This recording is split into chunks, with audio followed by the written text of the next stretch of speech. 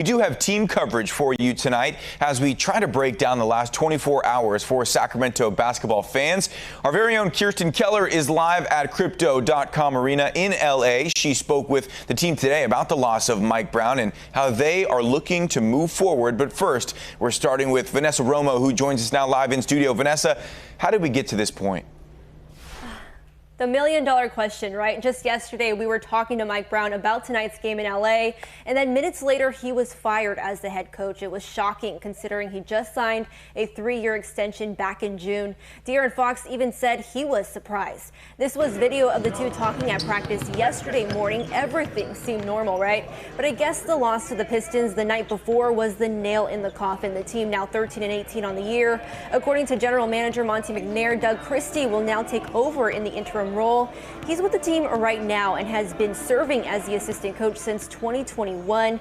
And he's got a tall task ahead tonight. The team trying to snap a 5-game losing streak against a team that handed them 2 of those losses just last week. Let's head now to Crypto.com Arena where Kirsten Keller is there. Kirsten, you spoke to the players earlier today at practice. What are they saying about this loss and how did they find out? Vanessa, they are saying a lot. We're inside the arena right now as the staff is changing over from the ice hockey rink from the NHL. The Kings played earlier today to the big game tonight, right? The Kings and the Lakers. We're following the recent news as you guys are talking about it. The dismissal of Mike Brown. Players telling us today at shoot-arounds that they found out just moments before the public did. And some saying they found out with the public. But despite the shock, they're taking a next man up mentality with interim coach Doug Christie stepping in to steady the ship.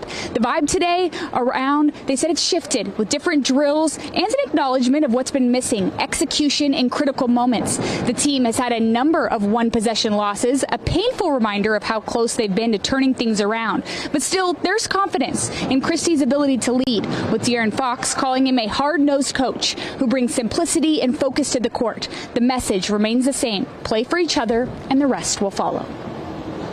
We need to play for us as in the teammates. Teammates need to play together for us. Then everybody else will follow in line, I feel like. That was the message that we said in there.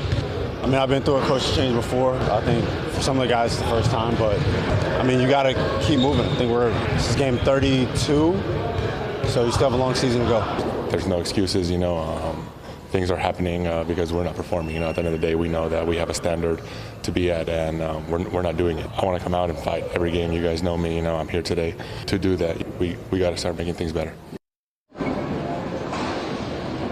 So the team is ready to hit the court and start fresh. You just heard from Domantas Sabonis, who is back on the court tonight after he missed 1 game due to an illness. But you'll also hear later on in the show from De'Aaron Fox, who talked about how if their team feels any pressure or guilt with the most recent news of the firing of Mike Brown. So we'll hear more from the team. Plus, Doug Christie is going to talk to us in about 30 minutes. So we'll hear from him as well. But a lot more coming up tonight. We'll make sure to recap it all at 10 o'clock in the 10 o'clock hour.